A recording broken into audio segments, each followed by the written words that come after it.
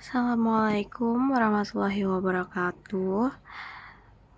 Perkenalkan, nama saya Jenis Alfitiera, NIM 1060624049, kelas DKV 0124. Di sini saya akan menjelaskan tentang teori Edmund Burke-Feldman. Teori Edmund Burke-Feldman adalah pendekatan dalam kritik seni yang bertujuan membantu memahami dan menilai karya seni secara sistematis. Feldman mengembangkan 4 langkah kritik seni, yaitu yang pertama ada deskripsi, mengamati karya seni secara objektif tanpa interpretasi apa yang terlihat, warna, bentuk, objek, media, dan lain-lain. Yang kedua ada analisis, menganalisis unsur-unsur visual dan prinsip desain, bagaimana elemen seni disusun, komposisi, kontras, keseimbangan, irama, dan lain-lain. Yang ketiga ada interpretasi, menafsirkan makna atau pesan dari karya seni, apa yang ingin disampaikan seniman, apa perasaan atau ide yang muncul. Yang keempat penilaian, evaluasi, memberi penilaian tentang kualitas atau keberhasilan karya, apakah karya tersebut berhasil secara estetis, teknis, atau emosional. Yang pertama ada objek estetika dari barat, yaitu lukisan Mona Lisa. Yang pertama deskripsi, lukisan potret seorang wanita dengan latar belakang pemandangan alam.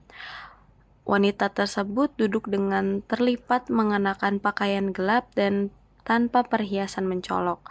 Latar belakang menampilkan landscape, pegunungan, sungai, dan jalan berliku.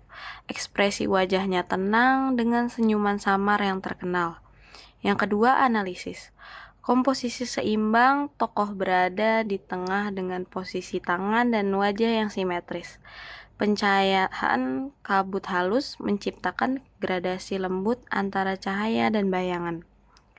Penggunaan perspektif udara di latar belakang menciptakan ke dalam ruang. Warna natural dan harmonis menambah kesan tenang dan misterius.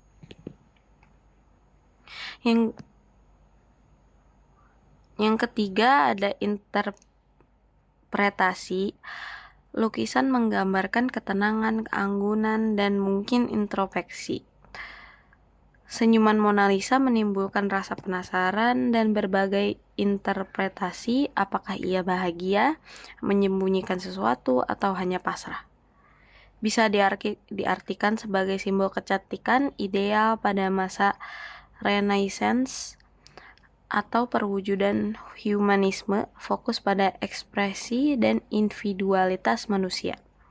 Yang keempat, evaluasi.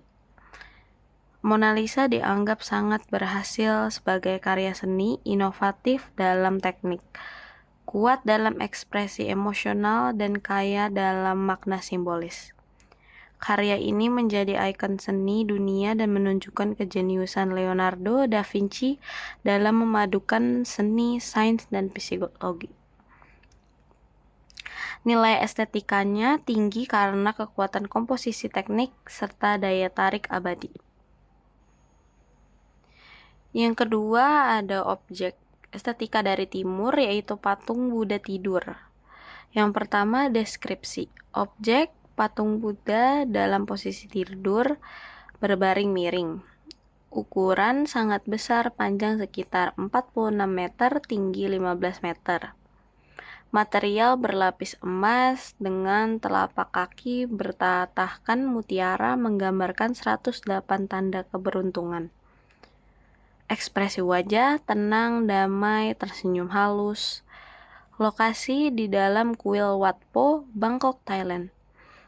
Yang kedua, analisis. Komposisi horizontal menekankan ketenangan dan kedamaian. Warna emas mencerminkan kemuliaan dan nilai spiritual tinggi. Detail telapak kaki sangat halus dan rumit, menunjukkan penghormatan terhadap nilai estetika dan religius. Skala besar patung menunjukkan pentingnya Buddha dan ajarannya bagi masyarakat. Pencahayaan kuil menyorot patung dengan lembut memperkuat suasana sakral. Yang ketiga ada interpretasi. Posisi tidur menggambarkan parinirvana, momen ketika Buddha mencapai pencerahan akhir terbebas dari siklus kelahiran kembali, samsara. Ekspresi damai mencerminkan nilai-nilai Buddhis, kedamaian batin, kebijaksanaan, dan ketenangan pikiran. Patung ini bukan sekadar hiasan, tetapi alat kontemplasi spiritual bagi umat Buddha. Keheningan dan kemegahan patung menuntun pengunjung untuk merenungkan ajaran Buddha. Yang keempat ada evaluasi. Patung ini sangat sukses dengan karya estetika dan spiritual, indah, monumental, dan syarat makna religius, memadukan keahlian artistik dengan kedalaman filosofi. Estetika timur tampak jelas dengan penekanan pada kedamaian, simbolisme, dan keterhubungan dengan ajaran spiritual. Yang ketiga ada objek estetika dari batik. Yang pertama deskripsi objek kain batik tradisional dengan pola khas seperti parang, kawung, megamendung, atau tuntrum.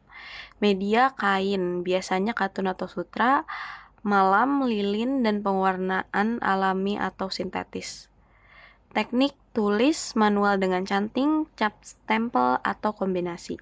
Warna bervariasi klasik, coklat slogan, biru tua, atau modern, cerah, dan beragam. Yang kedua ada analisis komposisi pola berulang secara simetris dan teratur menciptakan irama visual yang harmonis. Garis dan bentuk, motif geometris, stilisasi, flora atau fauna, dan simbolisme budaya. Tekstur dan visual terasa halus atau berlapis tergantung teknik dan detail motif. Ruang negatif sering digunakan secara efektif untuk menonjolkan pola utama. Warna disesuaikan dengan filosofi dan fungsi upacara, pakaian kerajaan, dan lain-lain. Yang ketiga, interpretasi. Makna simbolis, parang kekuatan dan keberanian, kawung kemurnian hati, pengendalian diri, tuntrum cinta yang tumbuh kembali. Fungsi sosial dan spiritual digunakan dalam upacara pernikahan, kematian, ritual kerajaan, hingga pakaian sehari-hari. Nilai budaya, batik mencerminkan identitas daerah, filosofi hidup, dan status sosial. Evaluasi, keindahan visual batik menunjukkan keahlian tinggi dan kepekaan terhadap estetika tradisional. Nilai budaya dan warisan diakui oleh UNESCO sebagai warisan budaya tak benda dunia. Fungsi berlapis, estetika, simbolik, dan praktis menjadikannya karya seni yang kompleks dan bermakna. Inovasi dan kelestarian, batik terus berkembang dalam gaya modern tanpa kehilangan akar tradisinya. Yang keempat ada objek estetika dari Indonesia yaitu tari saman. Yang pertama deskripsi. Tari tradisional dari suku Gayo Aceh ditarikan oleh sekelompok pria duduk berbaris. Gerakan meliputi menepuk dada, paha, tangan, dan mengayuhkan tubuh secara serempak. Biasanya ditampilkan tanpa alat musik, hanya diiringi lagu dan syair bersyair alami.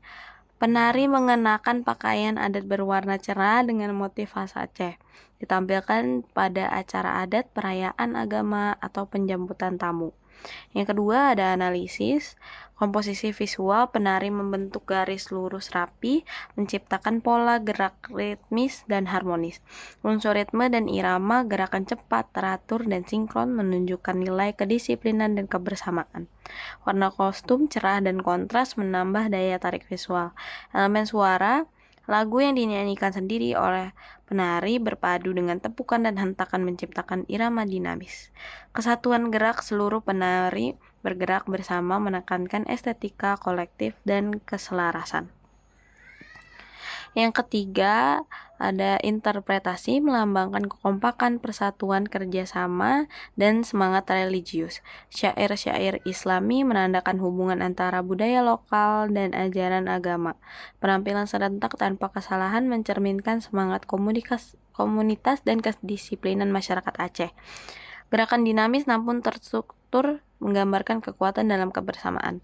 Evaluasi estetika sangat mengesankan secara visual dan auditif, sinkronisasi gerakan dan suara menciptakan daya tarik luar biasa. Nilai budaya diakui oleh UNESCO sebagai warisan budaya tak benda dunia. Keberhasilan artistik menyampaikan pesan budaya, agama, dan sosial secara kuat dan efektif. Kekuatan kolektif, keindahan tari Saman tidak terletak pada individualitas tetapi pada kesatuan dan keharmonisan. Sekian presentasi tentang teori hari ini. Selebihnya dan kurangnya mohon maaf. Wassalamualaikum warahmatullahi wabarakatuh.